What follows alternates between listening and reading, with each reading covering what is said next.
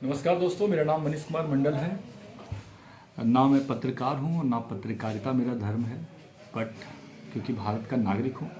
और कुछ समस्याएं ऐसी हैं जिसके लिए मुझे लगता है कि मुझे बोलना चाहिए और इसीलिए मैं बोलता भी हूँ, बोलता आया भी हूँ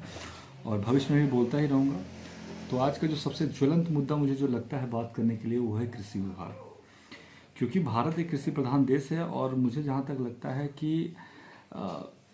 जिस चीज़ के लिए ये प्रधान देश है, सबसे कमज़ोर हिस्सा जो है भारत का वो कृषि ही है। क्योंकि कृषि प्रधान देश होने के बावजूद भी कृषि का जो स्थिति भारत में है वो बहुत ही दयनीय है।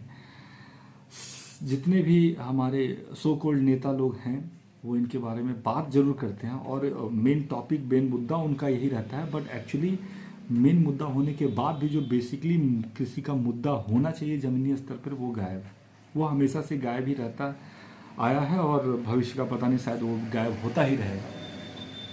तो आज जो मैं मेनली बात करना चाह रहा हूँ वो ये बात करना चाह रहा हूँ कि कृषि विभाग में बहुत सारे संविदा कर्मी भी हैं जो इससे जुड़े हुए हैं और कृषि प्रधान देश होने के बावजूद कृषि कार्य के लिए जिनका अपॉइंट जिनको किया गया है, चाहे वो संविदा के आधार पर हो या वो परमानेंट सरकारी जॉब हो, उनको कृषि के अलावा बाकी सारा काम कराया जाता है। कृषि का भी कराया जाता है, नो डाउट कराया ही जाता है, बट उसके अलावा भी सारा काम कराया जाता है। और जब बात आती है उनके पर्सनल लाइफ की और जो डिपेंड करता है उनके सैलरी से, मानदेय से, प्रोत्साहन राशि से, कुछ भी वो उनको नहीं मिलता है। 1 साल, 2 साल, 6 महीना, 8 महीना, 10 महीना, इस तरह से उनको नहीं मिलता है। तो क्या ये जायज़ है? मेरा ये मानना है कि अगर कोई भी विभाग है तो हर विभाग में एक छोटे पद से लेके ऊपर पद तक और उसके ऊपर मंत्री, मंत्रालय, बहुत कुछ है, तो क्यों ना वो सारा का सारा सिस्टम एक ही वे में चले। मेरा कहने का तात्पर्य ये है कि अगर कृषि विभाग को हम लें तो कृषि विभाग का अगर सबसे छोटे इससे हम चले जाते हैं किसान मित्र, उसके ऊपर आप जाते हैं तो एटीएम पीटीएम और उसके ऊपर जैसे डीओ वगैरह जो भी है, सबसे ऊपर में हमारे कृषि मंत्री आते हैं, चाहे वो राज्य स्तर पे हो चाहे वो सेंट्रल लेवल पर हो।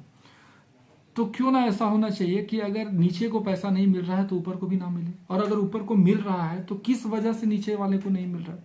तो अगर नहीं पेमेंट आ रहा है तो कृषि मंत्री को भी पेमेंट ना मिले, डीओ को भी ना मिले,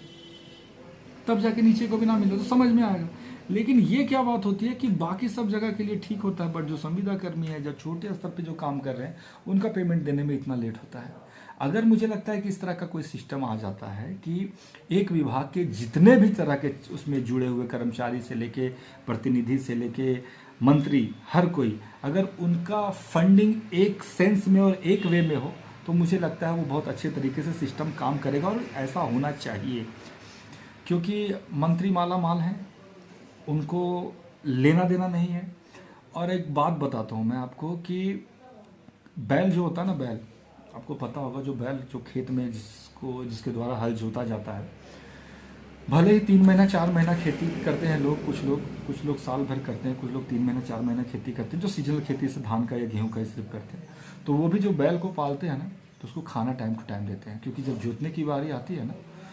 तो वही काम आते हैं। तो भैया, जब आप